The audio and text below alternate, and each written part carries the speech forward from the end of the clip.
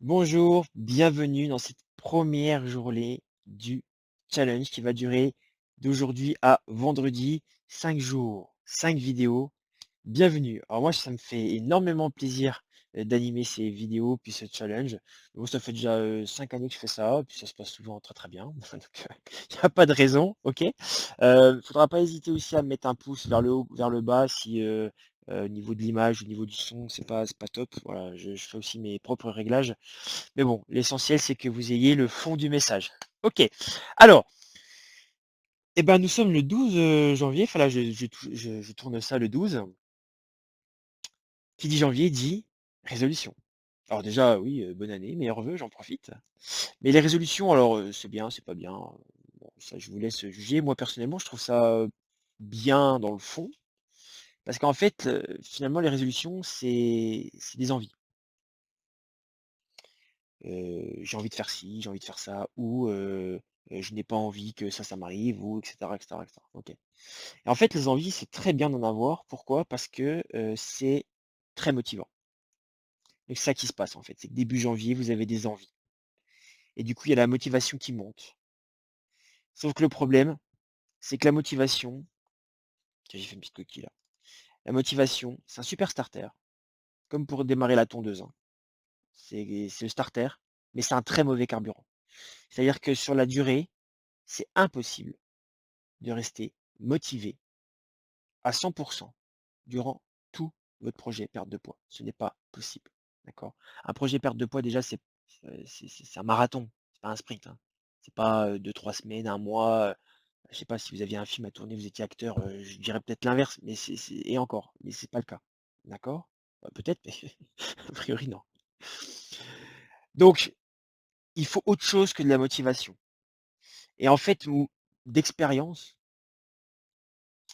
au début, alors je disais: «Ouais, avoir un plan d'action, c'est un peu marketing», mais en fait non.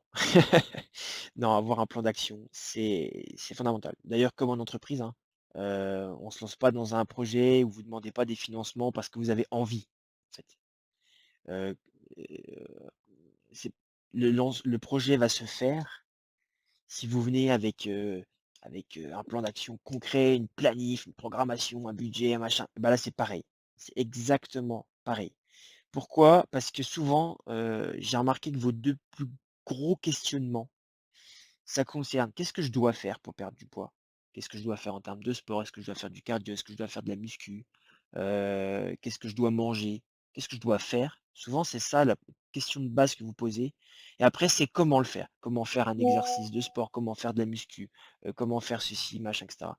Et comment remplir mon assiette? Comment cuisiner? Comment souvent, c'est ça. Et j'aurais pu mettre un troisième aussi, c'est combien. Dans le sport, vous me demandez combien. Combien de séances il faut faire par semaine? Combien de protéines il faut manger? Combien de glucides? Combien, de répétitions il faut faire? Ça, c'est mon métier, donc moi je vais répondre à ça. Tout ce que vous voyez sur internet, en fait, ça embrouille parce que quelque part tout est vrai, mais rien n'est contextualisé. C'est-à-dire que tout ce questionnement-là, en fait, c'est: «Il faut faire ça, mais ça dépend de toi». Parce que vous avez tous un contexte, un environnement qui est différent et donc vous pouvez pas balancer un truc comme ça pour tout le monde. Voilà. Moi, je sais que j'ai un programme, chez Fit 90 jours, mais derrière, je parle aux gens parce qu'en fait, je vais expliquer pourquoi, bah, là, si tu as un problème, bah, oui, c'est normal, tac, tac, tac, donc faut faire comme ça. Bah, là, tiens, lui, ça roule, bah, nickel, tac, tac. Tiens, ça, il faut plutôt adapter et oui, c'est normal. D'accord? Donc c'est ce qu'on va voir aujourd'hui et en fait, c'est ce que je fais généralement en coaching. En coaching, la première séance qui est totalement gratuite, hein, c'est une rencontre, il y en a qui appellent ça un entretien de découverte, moi j'appelle ça un bilan, d'accord? Dans tout coaching d'ailleurs, sportif, pas sportif, hein. Vous avez un bilan et le bilan, c'est très simple, ça dure 45 minutes, voilà. C'est un moment que j'adore, c'est un moment privilégié et on se découvre en fait, j'aime beaucoup. Bah, là, on va le faire en fait.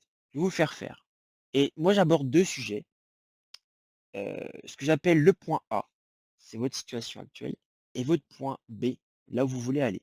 D'ailleurs, j'aime bien raconter ça, la petite anecdote, c'est que, le mot coaching, ça vient de là. Ça vient de to coach, la voiture. C'est pas juste a car, c'est coach, la voiture, le cocher, en fait. Et le cocher, c'est quelqu'un qui t'amène d'un point A à un point B. Moi, c'est exactement la même chose, OK? Donc La vidéo d'aujourd'hui, elle est simple. Maintenant, je vais vous donner l'exercice du jour. Je vous ai parlé de bilan, donc je vais vous demander de répondre à un certain nombre de questions. Ça va très vite, pas de panique, ok? Alors, je vais vous expliquer comment ça va se passer. Je vais vous poser des questions pour le point A et des questions pour le point B. D'accord? Donc, ce qui va se passer, c'est que dans votre conversation personnelle avec moi, vous allez mettre un premier message, point A, et vous allez répondre question par question. Chaque point, je montre avec mon doigt sur l'écran, mais pardon, je suis dans le truc là. Donc chaque point, c'est une question. D'accord? Je vais vous demander, par exemple, première question, de noter votre état de forme du moment de 0, état de forme nul, à 10, Superwoman. Ok, Wonder Woman. Voilà. En moyenne, c'est une moyenne à peu près. D'accord? Pareil pour votre niveau de stress. Actuellement, ou d'une manière générale, vous me faites une moyenne, d'accord? Niveau de confiance en soi. La qualité et quantité de sommeil, vous me dites quelques mots, je dors assez, je dors pas assez, je dors bien, je dors pas bien. D'accord? L'alimentation, bah voilà, si vous faites des excès, quel genre d'excès? Est-ce que vous êtes plutôt sucre, plutôt gras? Est-ce que vous mangez 3, 4 fois par jour? Voilà, ce genre de choses, voilà, il n'y a pas besoin de s'étaler trop. Votre niveau d'activité, vous choisissez parmi les 3 sédentaire, actif, sportif, je vous ai mis à peu près ce que ça voulait dire. Et après, une petite réflexion très personnelle, très simple sur à votre avis, qu'est-ce qui fait que vous en êtes là aujourd'hui? Qu'est-ce qui fait que vous avez répondu ça aujourd'hui? Voilà, tout simplement. Là, vous m'envoyez le message, d'accord? Moi, je veux 2 messages. Un message pour le point A et un message pour le point B. OK? Comme ça, c'est séparé, c'est plus lisible pour moi et puis même pour vous, ça vous fait une petite pause.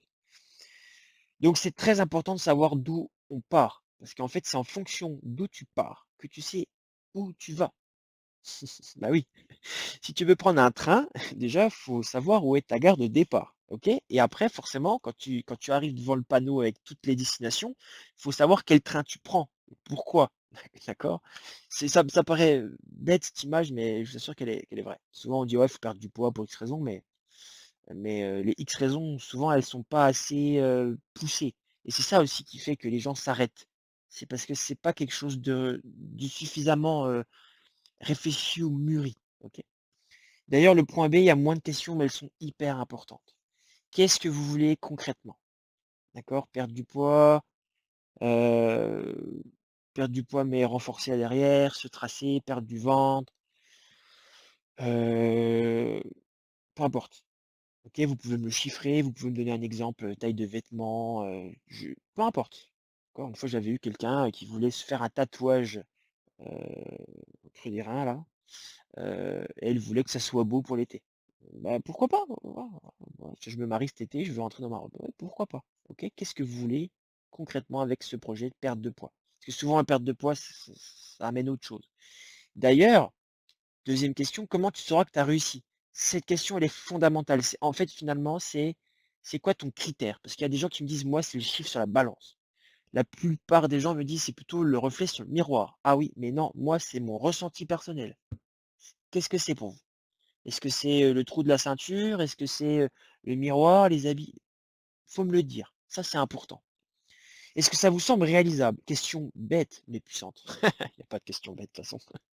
Bah ouais, parce qu'en fait, il y a des gens qui me disent: «Ouais, mais de toute façon c'est génétique, j'y arriverai pas». Bon bah alors, oui, c'est sûr, tu y arriveras pas, c'est évident. Donc vous pouvez répondre: «Non», c'est pas un souci. Mais c'est vous, votre ressenti. Ça vous semble réalisable, oui ou non? Voilà. Est-ce qu'il y a des obstacles potentiels? Le temps, la motivation, les contraintes, familiales, voilà. Moi j'ai pas d'enfant, mais je sais que, les filles que je coach qui ont des enfants, c'est une contrainte en plus. Parce qu'en termes d'organisation, je parle, hein. Les enfants ne sont pas des contraintes, mais en termes d'organisation, quand tu fais à manger, est-ce que je fais à manger pour moi et pour les autres? Les enfants, ils mangent pas la même chose que moi. Donc ça peut être, voilà, ça peut être, le boulot. «Oh, j'ai pas le temps pour manger, je mange vite» ou alors «Je mange n'importe quoi». C'est quoi les obstacles potentiels? Les obstacles, ça peut être vous, hein. OK, on peut être son ennemi le plus féroce. Et le dernier, c'est en quoi c'est important pour toi d'atteindre cet objectif? C'est-à-dire en termes de valeur. Qu'est-ce que ça va t'apporter d'important?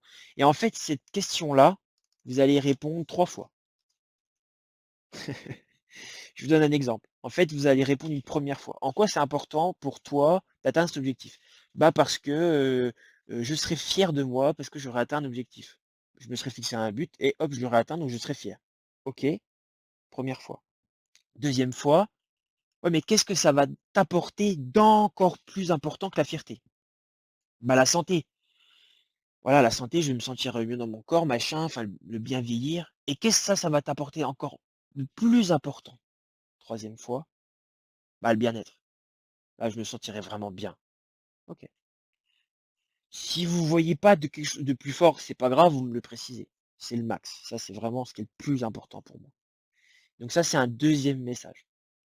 Donc voilà, la vidéo aujourd'hui est simple et courte, mais un bilan, c'est fondamental. Et en fait, si vous ne posez pas ce genre de questions dans 2 semaines,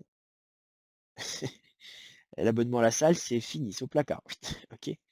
Donc, on part sur ça, on peut échanger sur ça sur WhatsApp, il y a aucun problème et je vous donne rendez-vous demain et on va parler sport. Eh oui. Allez, ciao.